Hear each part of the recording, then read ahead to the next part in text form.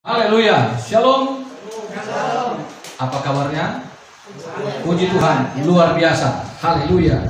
Ya, kita harus kembali kepada cara yang lama, yaitu video yang direkam lalu pakai WA. Oke, opa oma di rumah, mohon maaf ya, tapi tetap semangat ya untuk ikut ibadah. Haleluya. Puji Tuhan. Oke. Karena kita sudah kembali ke yang semula, maka semuanya dipersingkat, dipercepat, termasuk khotbah. Oke, kita langsung membuka Alkitab kita dalam surat 1 Tesalonika pasal yang kelima.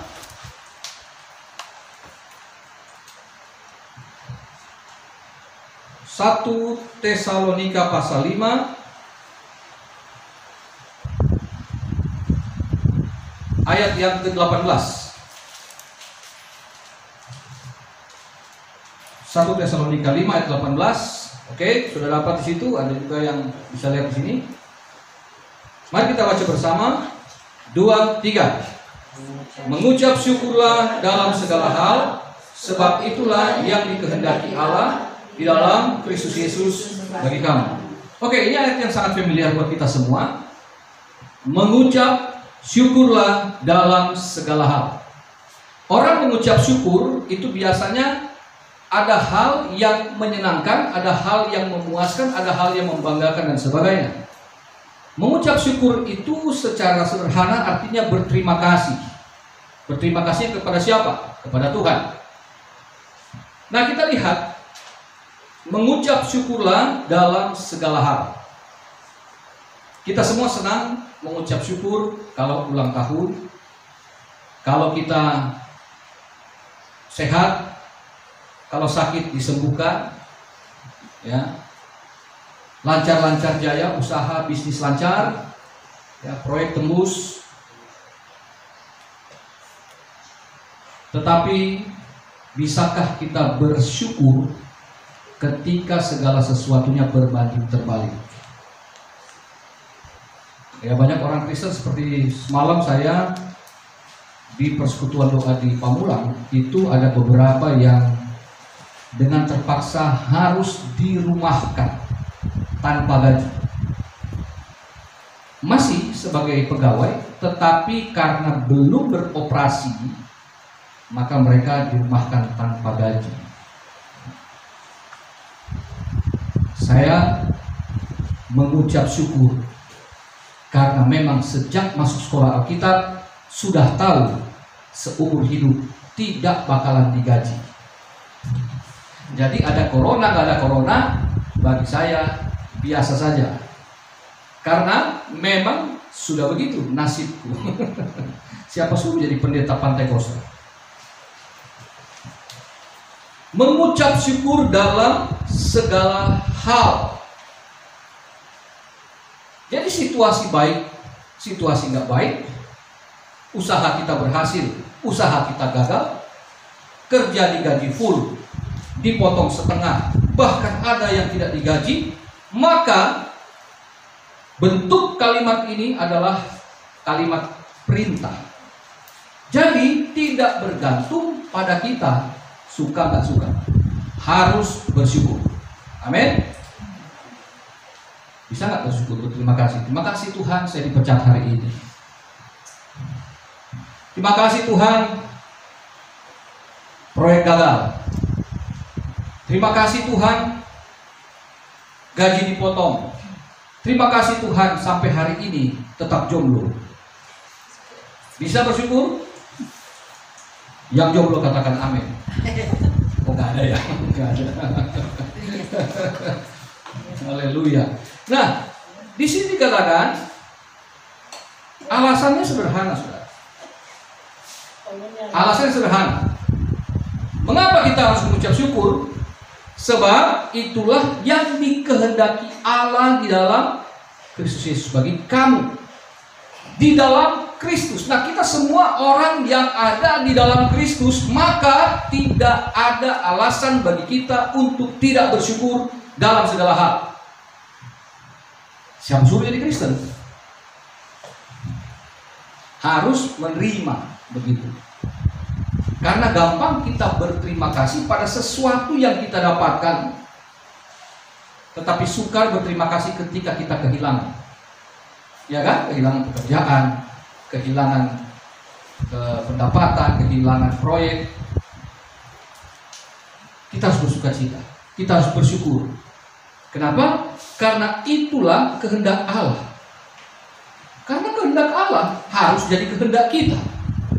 Karena paling gampang kita berdoa meminta kehendakku yang jadi. Padahal doa Yesus adalah biarlah kehendakmu yang jadi. Karena ini kehendak Allah, maka tidak bisa tidak bersyukur. Karena bersyukur juga didampingi oleh dua hal yang lain, yaitu bersukacita dan berdoa.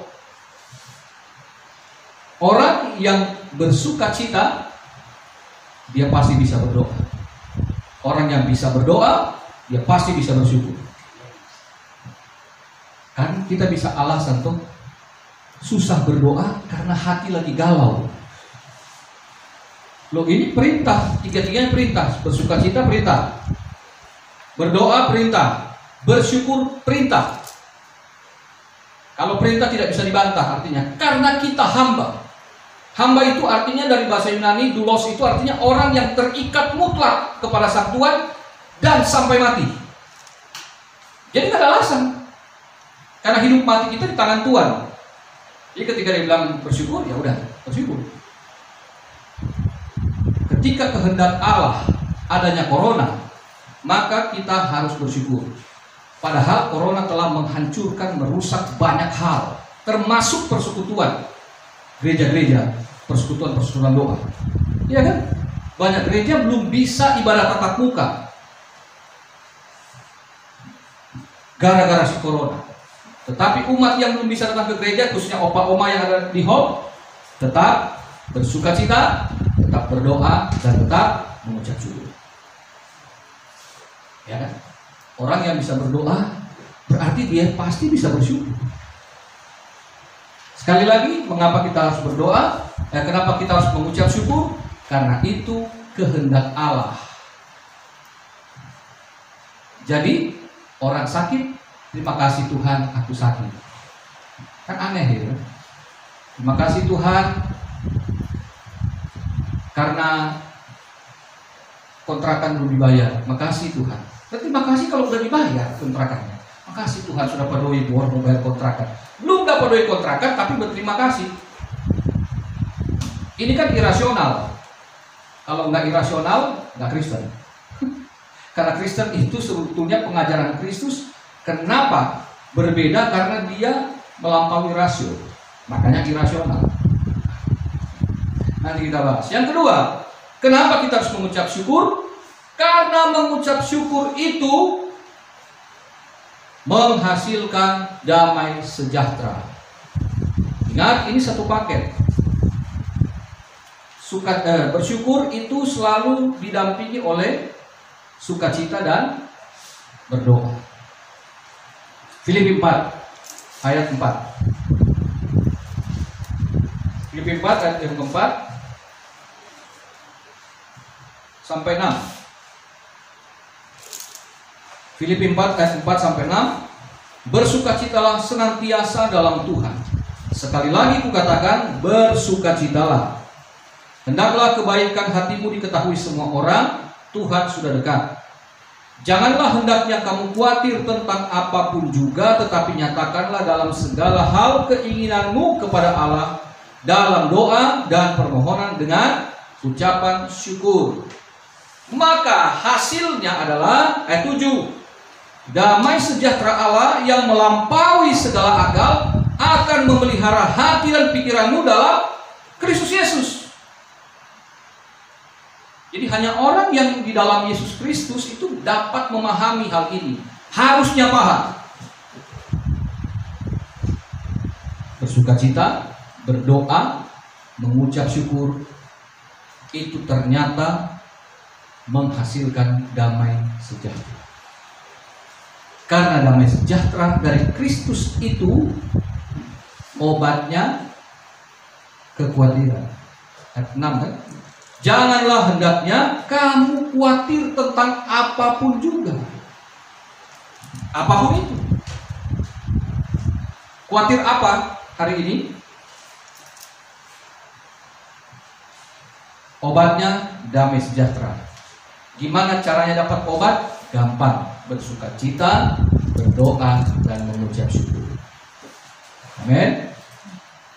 Sederhana, tetapi banyak orang yang tidak mau melakukannya sehingga gagal mendapatkan damai sejahtera itu. Damai sejahtera yang kuberikan kepadamu bukanlah dari dunia ini, tetapi damai sejahteraku itu berasal dari Sang Penghibur, yaitu Roh Kudus. Itu konteks Yesus ngomong dalam Yohanes pasal 14, 15, dan 16. Damai sejahtera bukan yang dari bumi, dari dunia, tapi dari sorga. Dan itu dikerjakan oleh Roh Kudus sebagai penghibur. Damai sejahtera itu melampaui akal. Jadi Bapak Ibu, kalau persoalanmu masih sangat masuk akal, itu yang biasanya bikin orang susah bersyukur. Karena kalau masuk akal dia pikir dia masih bisa lakukan, maka seringkali dia nggak butuh Tuhan. Dia nggak butuh berdoa, dia nggak butuh bersyukur, karena dia pikir dia bisa. Tapi hal ini, apa yang dikatakan Filipi pasal 4 ini dan 1 Tesalonika pasal 5 tadi ayat pokok kita, semua itu dilakukan oleh jemaat Filipi maupun Tesalonika karena mereka dalam penganiayaan, mereka dalam masalah besar yang secara manusia tidak mungkin bisa lepas karena dalam kekuasaan Emporium Romawi. Bagaimana orang-orang kecil kayak mereka bisa melawan pemerintah yang superior seperti itu? Belum dari kalangan Yahudi yang ekstrim, penganut Yudaisme garis keras, itu musuh-musuh mereka yang kapan saja bisa mengambil nyawa mereka. Di saat itulah Paulus perlu menegaskan, padahal Paulus sendiri sudah dalam penjara yang tidak lama lagi mau dipancung kepalanya, tapi dia bisa berkata, bersyukur, berdoa, bersukacitalah.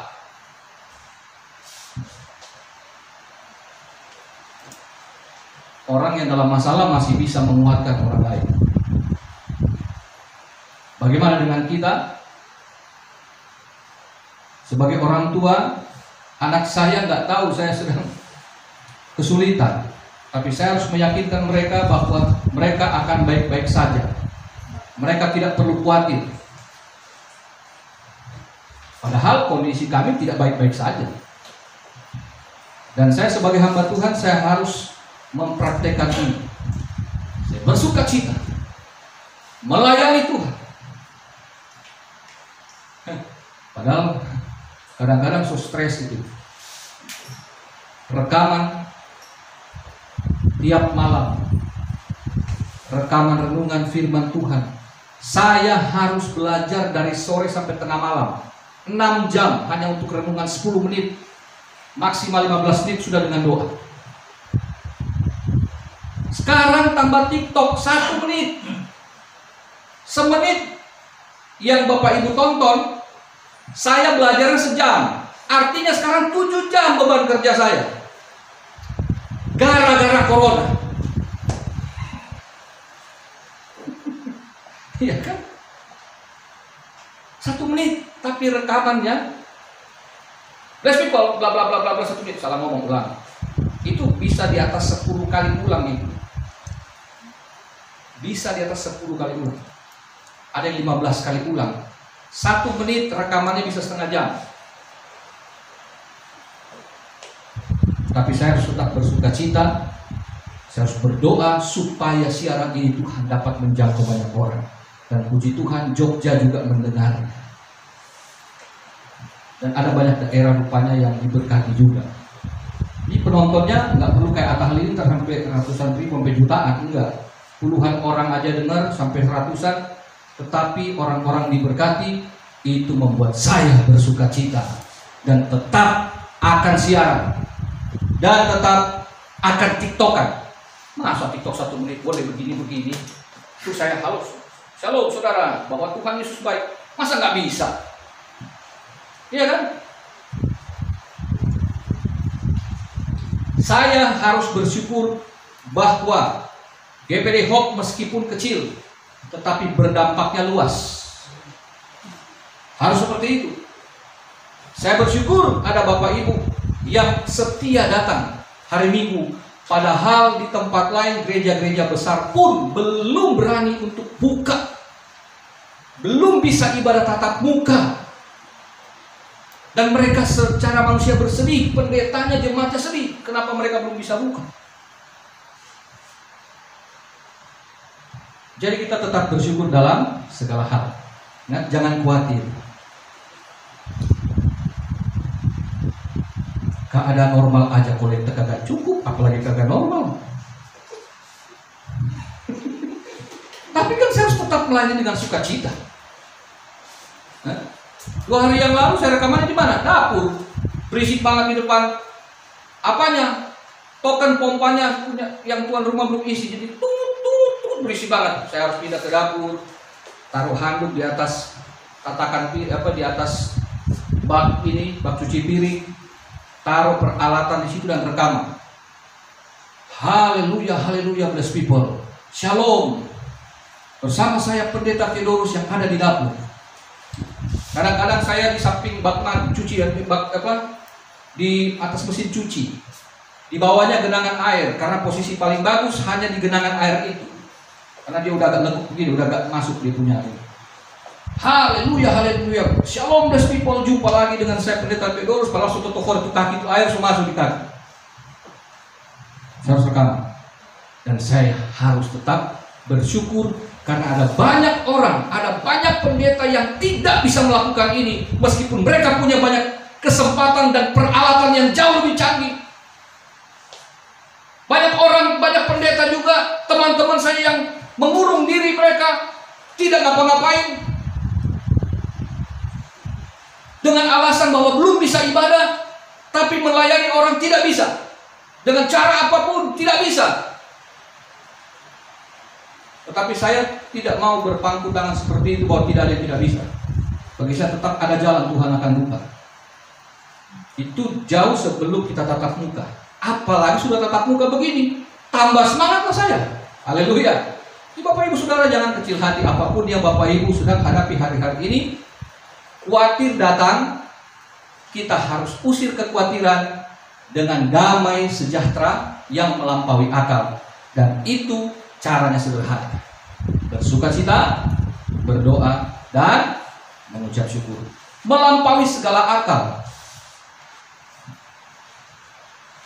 Oh begini sih begitu. Saya peralatan sederhana, kita tambal sulam ya kan. Jemaat juga lagi pas-pasan, tapi yuk kita patungan, beli peralatan, beli ini, beli itu. Bisa. Kita buat. Kita harus bisa. Kenapa mesti tunggu jadi gereja besar, punya duit banyak kalau kita bergerak? Nggak bisa. Apapun yang kita punya, kita harus bisa laksanakan. Haleluya. Melampaui segala akal. Kalau melampaui segala akal, berarti ini sudah ranah iman. Kenapa orang susah bersyukur? Berarti pada dasarnya iman itu menjadi tanda tanya. Kalau kita beriman, kita pasti melakukan apa yang Tuhan suruh. Bersyukur. Kan perintah. Ya Tuhan. Bersyukur. Ya Tuhan. Sudah bersyukur belum? Kemarin ada yang nanya di Facebook istri saya, waktu saya posting yang 1 menitan itu, gimana caranya Bu melakukannya? Udah jelas saya ngomong, tinggal dilakukan. Pakai tanya gimana caranya? Coba saya tanya, gimana cara bersyukur? Nanti syukur, terima kasih udah.